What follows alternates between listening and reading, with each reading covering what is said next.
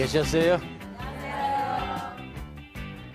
CTS 두란노 성경교실 가족 여러분, 무더위에 잘 지나십니까? 둘의 수도원의 김진홍 목사입니다. 즐거운 이사야서 성경 공부 5번째 시간입니다. 이사야서를 16번에 갈라서 공부하게 되는데 오늘은 5번째 시간. 특별히 이사야서 1장 1절에는 이스라엘과 유다에 대한 하나님의 계시라 이렇게 시작이 됩니다. 이스라엘과 유다, 그 이상하다. 사울이 나라를 건국하고 다윗이 물러받고 솔로몬으로 가던 통일 이스라엘 나라가 왜 둘이 됐을까? 우리나라 남한, 북한처럼 갈라졌다가 제대로 통일 이루지 못하고 제각기 강대국에 망해버렸습니다. 자, 그러면 오늘 이사야 서론격으로 왜 한 나라가 두 나라로 갈라져 가지고 서로 다투고 하다가 강대국에 제각기 망해버렸느냐, 그 얘기 서두에 좀 하겠습니다. 어디서부터 문제가 빗나가기 시작했느냐 하면은 솔로몬 때입니다. 여러분 솔로몬 잘 아시지요? 네. 유엔주일 학교 다닌 사람들한테 솔로몬이 어떤 왕이지요? 그러면 지혜로운 왕이요 그럽니다. 그건 50점이요. 50점. 솔로몬이 지혜로운 왕이었던 것은 40년 통치 기간 전반부, 후반부에는 타락했어요. 솔로몬이 그 지혜로웠던 왕이 왜 타락했느냐?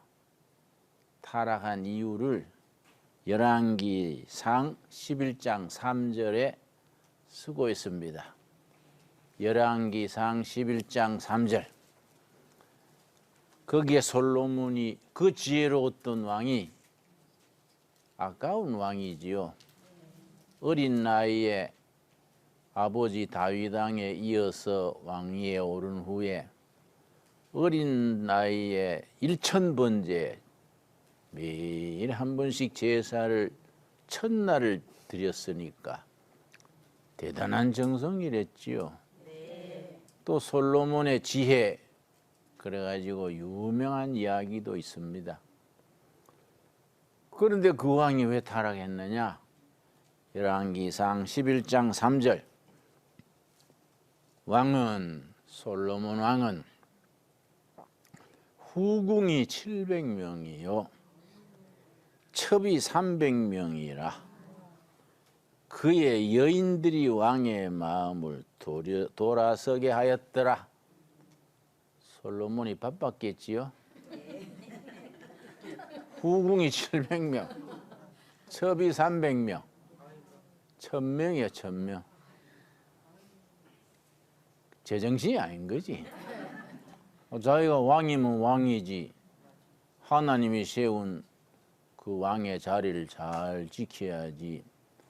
자기가 무슨 통비라고 후궁이 700명, 첩이 300명.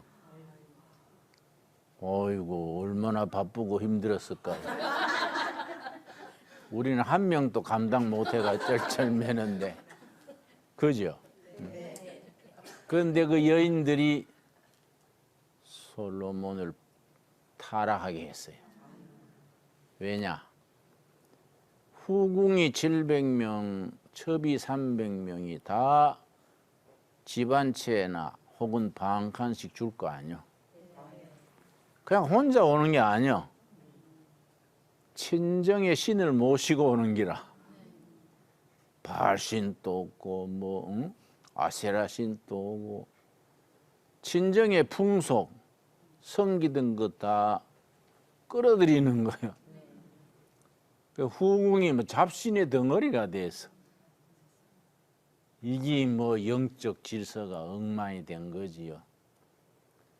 그래서 솔로몬 후반부에 세 가지 어리석은 정치를 했습니다. 지금 정치하는 사람들도 명심해야지요. 첫째는 뭐이냐? 후궁들이 막 온갖 신을 끌어들이고 백성들이 그걸 본받고 그게 퍼져나가 가지고 우상 숭배하는 풍조가 일어났어. 검소하게 깨끗하게 살고 하나님 잘 섬기면 복 받을 텐데 이신 저신 잡신. 내 일본 가보면은 고개를 까우뚱해요. 일본이 경제는 잘 산다지만은 복잡한데 일본은 하나님을 일본말로 가미사마, 공식적인 가미사마만 6천 명이에요. 거기에 성경에 하나님 여호와 가미사마가 한 명 더 들어왔어요. 6,001명째라. 일본은 경제력은 높은데 마을의 뒷골목에 가보면 집집마다 집 앞에 신을 모시는 그 조그마한 함이 있어요. 거기 아침마다 자기들이 식사해서 제일 깨끗한 음식을 갖다 차려 놓는 거예요. 그 나는 뭐 그런 거는 아무 관계 없으니까 슬슬 다니면서 탐나는 거는 주워 먹지. 그러면 내 아는 분들이 목사님 귀신한테 바쳤던 건데 먹어요? 그럼 나는 귀신보다는 내가 셀걸? 왜냐? 하나님의 아들이거든. 그거 참 안 됐어요. 잡신이 많은 거요. 그 내가 일본 교회에서 오래전에 집회를 인도했는데 일본인 교회. 점심 예배 대예배 마치고 점심 식사를 교회에서 하는데 내 앞에 청년회 회장이 식사 같이 하는 거예요. 쭉 의자에 앉았는데 이 청년회 회장이 식사하다가 김 목사님 저는 오전에는 교회에서 예배드리고 오후에는 마을 법당에 법회 참석합니다. 절에 가서 법회에 참석한다는 거예요. 이거 바쁘네요. 어째 오전 오후 두 탕 그래 뛰세요. 내가 우습잖아요. 어찌 그래 하세요? 그랬더니 고루고루 해놓으면 한 군데는 아다리 안 되겠습니까? 농담이야 진담이요. 그래 내가 어처구니 없어가지고 야, 우리 한국 교인들은 상상을 못하는 거예요. 그 일본 사람들은 그 아주 종교관이 우리하고 달라요. 애를 낳으면 마을 신사에 등록을 해요. 결혼식 할 때는 교회에 가서 해요. 오사카에 갔더니 길가에 예쁜 교회당이 있어. 일본은 교회가 드문데 길가에 예쁜 교회당이 있어서 안내인한테 일본은 교회가 드물다더만 요 좋은 자리에 교회당이 있네요. 그랬더니 안내인이 목사님 그 교회당은 교회당인데 결혼식 주례해 주는 곳입니다. 신혼신부가 거기 가서 목사한테 주례받는 거예요. 그 전업하는 교회당이야. 그게 말이 안 되지. 우리는 세례교인이 아니면 주례 안 하거든요. 그런데 죽으면 또 성당 가서 장례하는 거예요. 그 일본식 사고방식이지. 우리는 뭐 일편단심이지요. 그러니까 종교가 뒤섞이면은 영이 타락해지고, 영이 타락해지면은 도덕이 문란해지고 부패해지는 거예요. 솔로몬이 첫째는 우상 숭배 풍조 도덕성의 타락을 일으킨 거. 둘째는 계속 공사를 한 겁니다. 예루살렘 성전 짓는데 7년, 그 솔로몬 성전 그래요. 솔로몬 왕궁 짓는데 14년. 가는 데마다 또 성곽, 또 뭐 토목공사를 계속해서 그걸 누가 합니까? 국민들이 노동 봉사하는 거야. 뭐 농사철이고 뭐 없어. 농사일 해야 되는데 부역 나오시오. 그러니까 원성이 높아진 거예요. 세 번째, 공사를 그래 많이 하면 비용이 들잖아요. 어디서 나오겠습니까? 세금 거두는 거예요. 중과세, 중노동, 영적 도덕적 부패. 그 지혜로웠던 왕이 어리석은 왕으로 변질된 겁니다. 그런데 열왕기서에 분명히 나오기를 하나님께서 솔로몬 네 하는 짓으로 봐서는 그냥 제명해 죽게 못하겠는데 아버지 다윗으로 인하여 내가 다윗을 사랑하니 아버지를 봐서 네 때는 놔둔다. 네가 죽은 뒤에는 이 나라가 어려워지긴 징계를 가한다. 성경에 나와요. 네. 솔로몬이 이제 죽은 거예요. 40년 만에. 그때는 참 요새는 뭐 5년마다 바꾸잖아요. 그때는 한 분 잡으면 40년. 40년 통치하고 죽었는데 아들이 르호보암이요. 이름을 잘 기억해야 됩니다. 르호보암과 여로보암이 숙적인데 솔로몬의 아들이 르호보암이요. 이 아버지가 죽고 젊은 나이에 왕위에 오르는데 세겜이란 곳이 있어요. 세겜. 여호수아서 마지막 장이 24장입니다. 여호수아서가 고별 설교, 은퇴 연설할 때 세겜 회의라고 있어요. 세겜이 이스라엘 성지요, 성지. 세겜의 대표들 다 모아놓고 여호수아가 마지막 고별 설교한 자리가 세겜이요. 그래 이제 르호보암이 아버지 돌아가시고 자기가 왕으로 취임할 때 절차를 밟잖아요. 12지파 대표들이 다 모여가지고 우리가 다음 왕으로 르호보암을 밀겠습니다. 일종의 대관식이지. 세겜에다 모았어. 그때 백성들의 쌓인 원망이 폭발한 거예요. 백성들 대표가 모여왔어요. 그런데 여로보암이라는 사람이 그 주장이야. 여로보암이 어떤 사람이냐? 그 솔로몬 왕 때 강제노동이 많았잖아요. 여로보암이 아버지 없이 혼자 어머니 밑에 홀어머니 밑에 자란 청년인데 아주 부지런하고 총명하고 지도력이 있었던가 봐. 그 솔로몬이 노동 감독관을 시킨 거예요. 그 왕궁이고 뭐 건축하는데 감독이 필요하잖아요.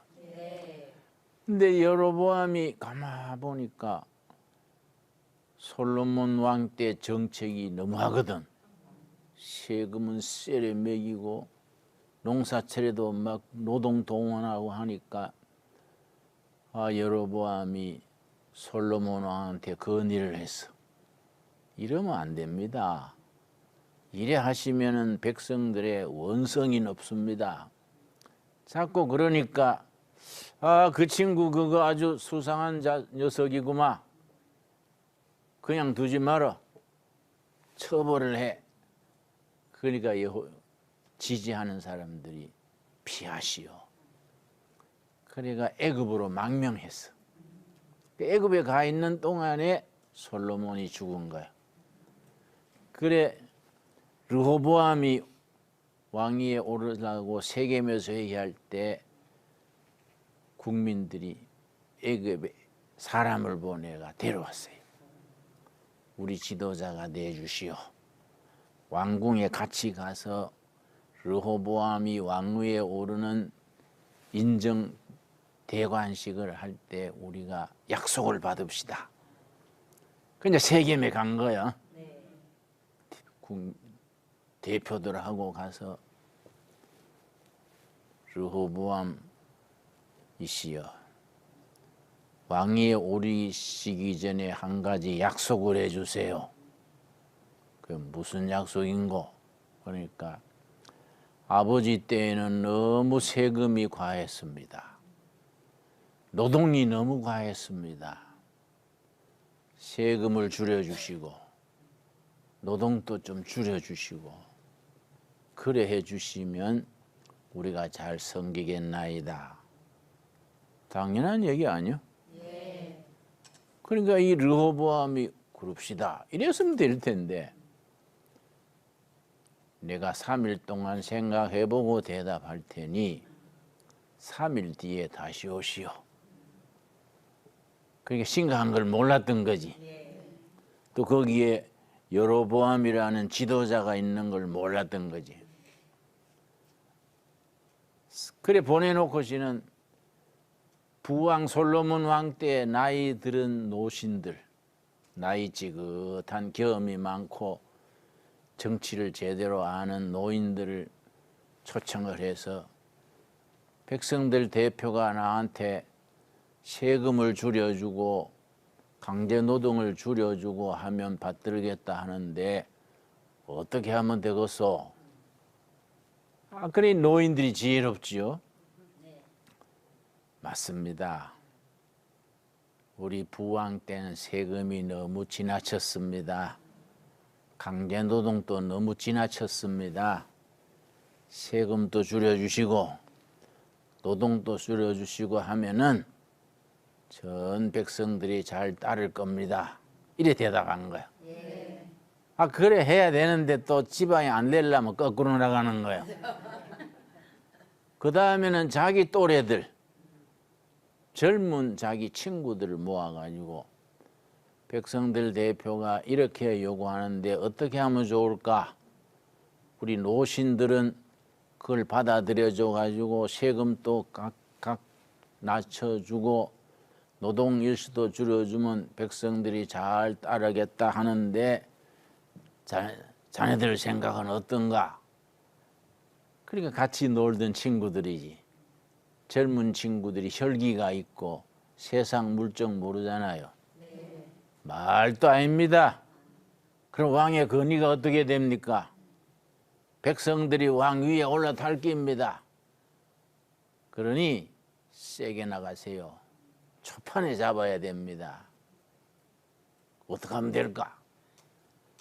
우리 아버지의 새끼손가락이 내 허리만하다. 나는 허리만하다.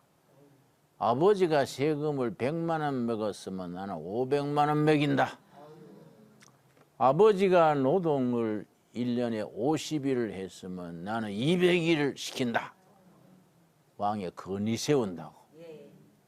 이런 거야. 그러니까 이 르호보암이 그 젊은 사람들 말에 솔깃한 거야. 그래야 왕의 권위가 있을 줄 알고. 3일 뒤에 대표들이 왔어. 왔을 때에 어떻게 결론을 내리셨습니까? 그러니까 그래, 나는 자네들 말대로 못하겠다. 우리 부왕의 새끼손가락이라면 나는 허리만큼 수준이 다르다. 세금을 100만 원 매겼으면 나는 500만 원이다.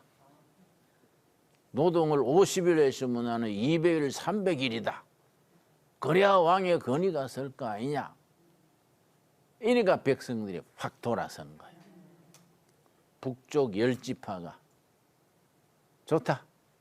우리가 언제 다윗하고 무슨 관계가 있느냐.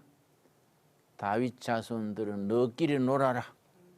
우리 따로 나라 세우겠다. 북쪽 10지파가 배반해서 따로 나라 세운 겁니다. 이게 북이스라엘이야.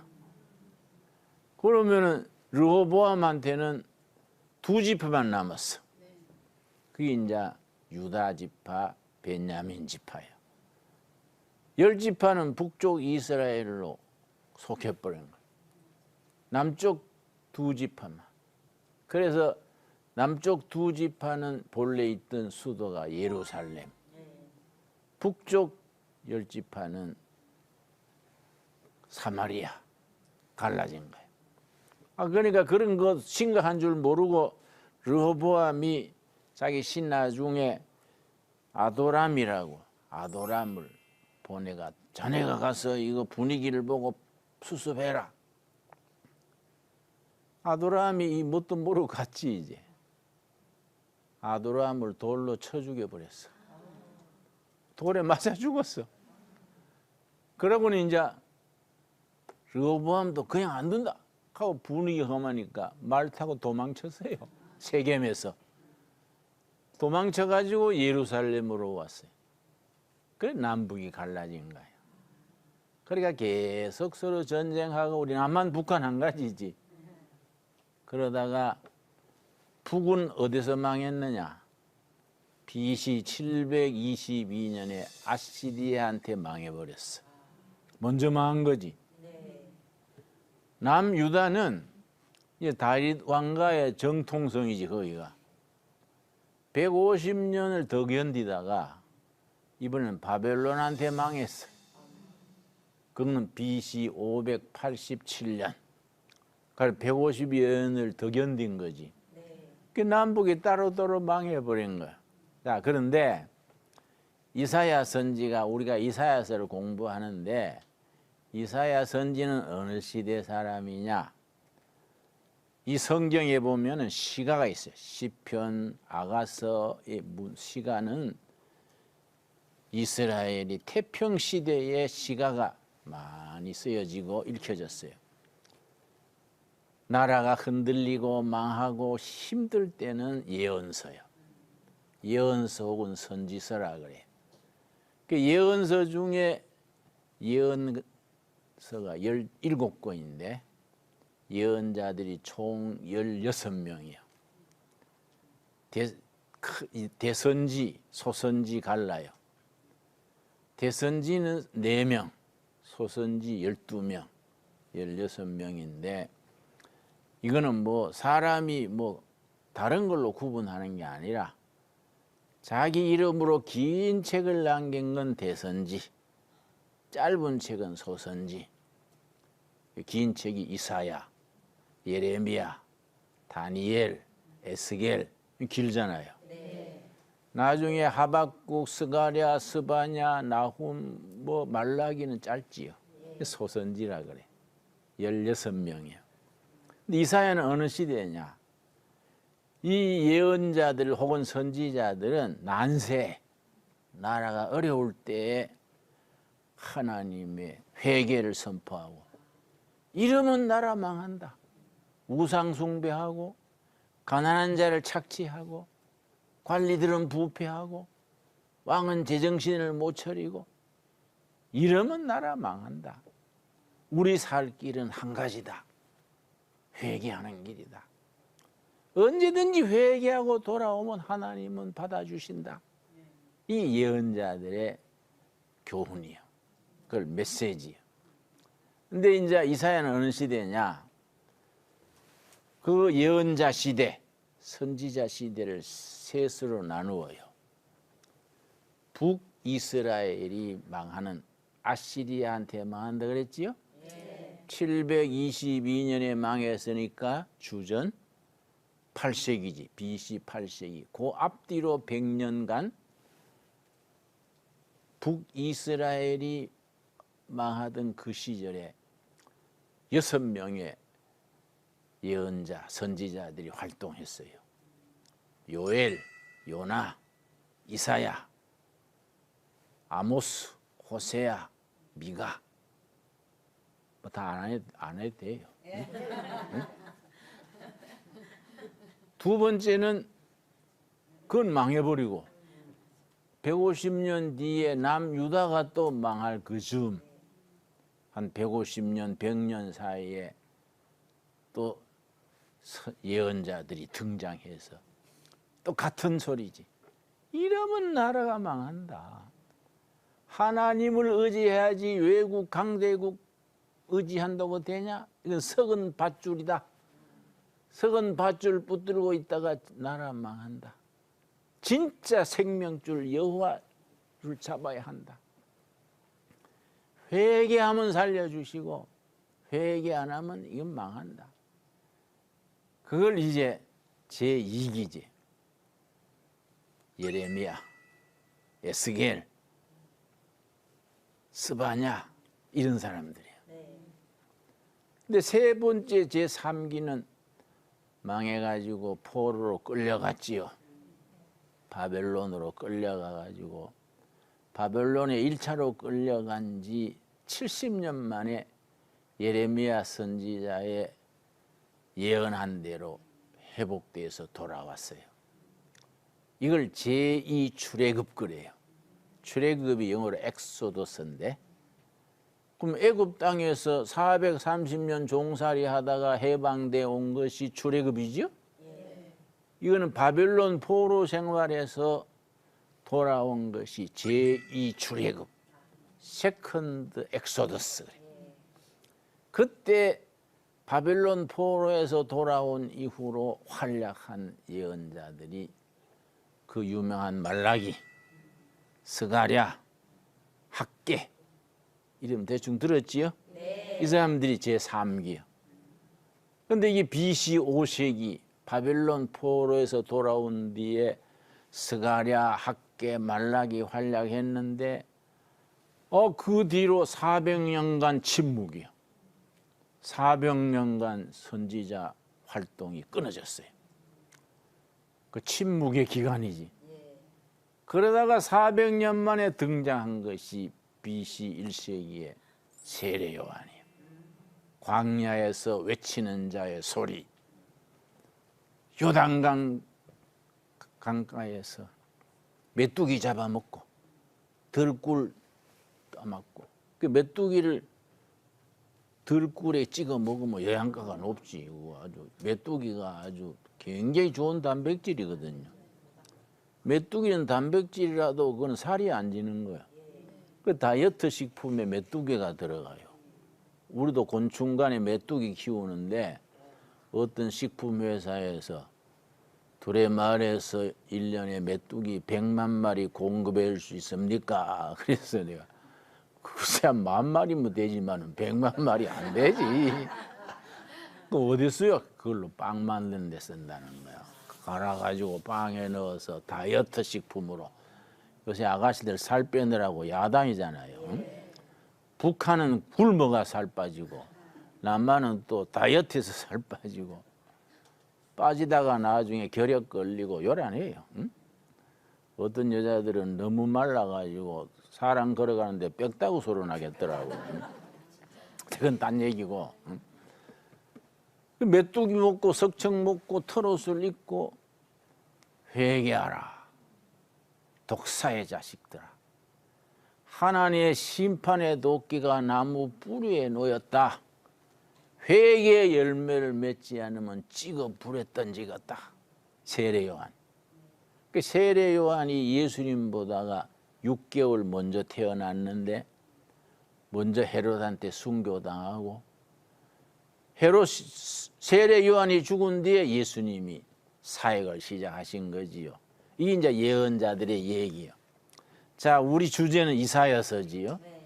이사야서는 제1기 북이스라엘이 멸망할 때 소위 6인방 요엘, 요나, 이사야, 아모스, 호세야, 미가, 이때 이 시대예요. 이 시대. 그런데 이사야가 이제 왕족인 거예요. 그 예언자들은 각각이요. 저 시골에 농사 짓던 아모스 같은 사람, 변두리에 가손하던 사람이요. 양떼 치던 사람. 이사야는 또 왕족이요. 당시에 왕이 자기 사촌이랬어요. 이사야가 그래서 66장으로 되어 있는데 아주 문장이 뛰어나요. 왕족으로서 훈련받았으니까. 그리고 아주 국제 정세에 아주 밝아요. 그래서 이사야서를 잘 읽어보면 지금 대한민국이 보이지요. 우리나라가 지금 이쪽에는 중국이 있지요. 바다 건너 미국이 있지요. 이 사이에 대한민국 한반도가 있는 거예요. 옆에 또 일본이 있지요. 북쪽으로 러시아가 있지요. 그 강대국들 사이에 한국이 정말 지혜롭게 처신을 잘해야 되지요. 근데 이건 뭐 나라를 이끌어가는 사람들이 그런 이사야서를 읽어봐야 돼. 안 읽으면 헷갈리 가지고 헛다리 짚는 거지, 헛다리. 응? 그런 이사야서를 읽으면은 시대가 보여요. 그래서 내가 전에 국회 가가지고 국회의원들이 특강을 해달라 그래서 내가 그런 얘기했어요.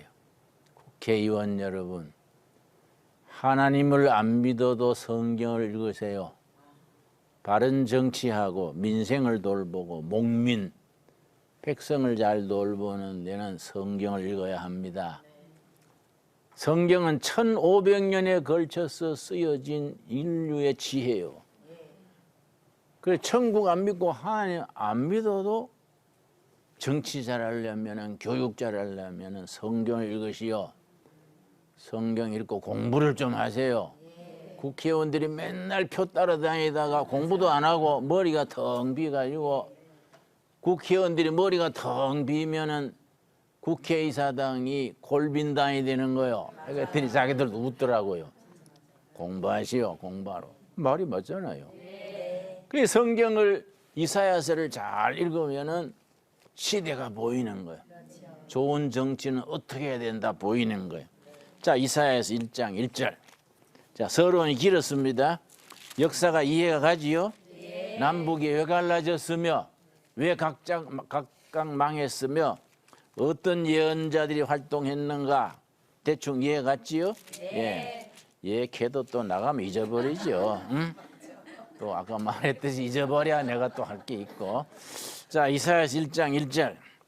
유다 왕 우시야와 요담과 아하스와 히스기야 시대에 아모스의 아들 이사야가 유다와 예루살렘에 관하여 본 계시라. 그러니까 여러분 제사장이 있고 예언자 선지자가 있고 왕이 있어요. 세 역할이요. 다 기름 부음 받은 사람들인데 왕은 정치만 해야 돼. 왕이 제사 올리면은 이거는 안 되는 기라. 사울 왕이 왕인데 블레셋과 전투를 앞두고 제사 지냈다가 망했지. 제사장은 백성들을 대표해서 하나님께 아뢰는 직이야. 그 이거는 계승이 되지. 제사장 아들은 또 제사장 되는 거예요. 근데 예언자, 선지자는 전혀 달라. 하나님이 딱 스카우트 해가지고 하나님의 뜻을 백성들에게 전하는 거예요. 그 예언자는 하나님을 대변해서 백성에게 말하는 사람이고 제사장은 백성을 대변해서 하나님께 아뢰는 직이지요. 각자 다른 거예요. 그러고 왕은 또 다른 거예요. 그 제사장, 왕, 예언자 있는데 이게 신약에 가서 한 사람한테 합쳐지는 겁니다. 누구겠습니까? 예수님은 왕이시고 예언자시고 제사장. 그 히브리서에 우리의 큰 대제사장 되시는 예수 그리스도. 또 우리의 예언자 중에 예언자 예수 그리스도. 우리의 왕이신 예수 그리스도. 예수님 안에 세 개가 합쳐지는 거예요. 구약 시대에는 겸하면 큰일 나는 거지 이거는. 자, 이사야서가 그래서 이스라엘과 유다에 대한 하나님의 계시라. 하나님이 이사야를 통해서 보여주시는데 이사야서가 아주 특이한 책입니다. 66장으로 되어 있어요. 성경 66권과 같은 거예요. 지난번에 내가 일러드린 것 같은데 근데 그 내용이 기막혀요. 이사야서를 깊이 공부하면 정신이 번쩍 들어요. 정말 살아계신 하나님의 정말 계시구나. 왜냐? 66권 성경 중에 39권이 구약이지요? 27권이 신약이지요? 이사야서 읽어보면은 딱 닮은 거예요. 이사야가 이 메시아를 통한 구원 스토리가 이사야에서도 성경 전체와 같이 나오는데 1장서 39장까지는 구약을 대변하는 거예요. 심판, 회개, 징계 이거 쭉 나가는 거예요. 근데 40장 딱 들어서서 66장까지 27장은 신약 27권과 같아. 그 40장 딱 시작되면서 위로하라, 위로하라, 내 백성을 위로하라. 너희들의 고난의 때는 지났다. 하나님의 영광의 때가 이른다.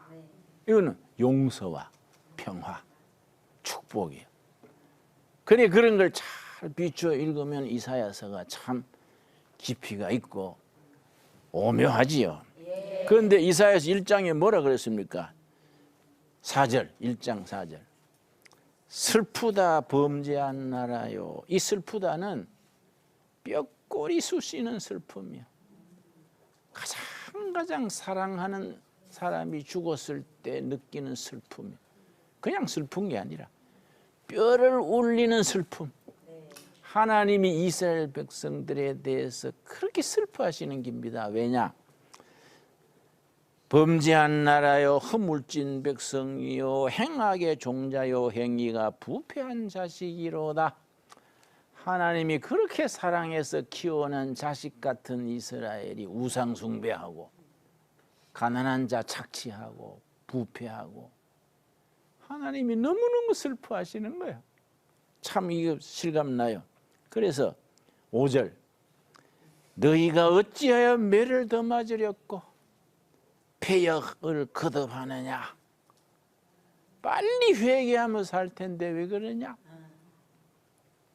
그래 나가는 시작되는데 아까 말한 것처럼 40장 39장까지 그런 무드로 쭉 나가다가 약간의 물론 양념 같은 변화는 있지만은 40장 딱 가면 완전히 달라져. 40장 1절 40장 1절 분위기가 싹 바뀌는 거예요.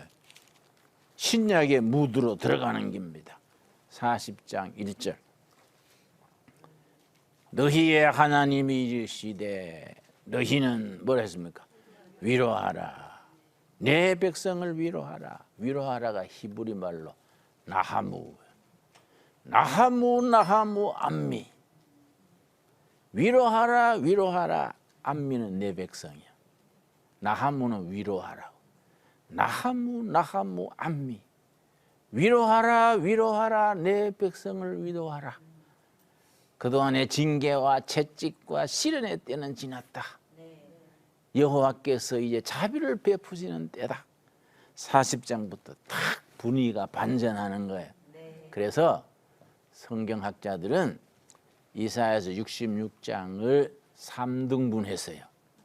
1장에서 39장까지 제1권 39장까지 40장부터 55장까지 제2권 56장부터 66장까지 제3권. 성경학자들은 저자가 다르다는 거예요. 제1 이사야 저자, 제2 이사야, 제3 이사야. 다른 저자가 다르다. 왜 다르냐? 내용이 완전히 다르냐? 나는 거기에 동의 안 해요. 너무 공부하다가 좀 옆으로 나가지 않았나? 응? 자, 그렇게 따지면 끝이 없어. 66장을 하나님이 주시는 말씀으로 받아야지 그걸 파도배 가지고 1 이사야, 2 이사야, 3 이사야 하면 아이고 잠 온다 잠아. 그러면 성경을 다 분석해 가지고 1, 2, 3 캐사타가 잘 했는데 의사가 수술은 잘 했는데 환자가 숨을 안 쉬는 기라. 응? 그러면 뭐 말짱 헛길이잖아요. 수술은 기막히게 했는데 환자가 숨을 쉬어야지 뭐. 그러나 독일 투빙겐 가는 데에서 신학 교수들, 대학원생들을 모아서 마침 한번 특강을 했어. 그 투빙겐 신학대학이 성경 분석하는 데서 전문이거든. 뭐 이런 거 제1 이사야, 2 이사야 그걸 문서 비판 그래요. 또 편집 비판 합쳐서 히스토리컬 크리티시즘 그래. 역사주의 비판 그래요. 너무 성경을 자꾸 비판하고 분석하지 마세요. 동양의 경전은 그런 식이 아닙니다. 동양 사람은 경전을 받들어 모십니다. 그래가지고 거기에 담긴 메시지, 교훈을 찾는 것이 신앙의 경전이지. 이걸 자꾸 뜯어 맞춰가지고 이리 뜯고 저리 뜯고 하다가는 하나님은 사라지고 헌 종이만 남는 거예요. 그런 식으로 하는 게 아닙니다. 내가 그랬더니 그 사람들이 심각하게 듣더라고.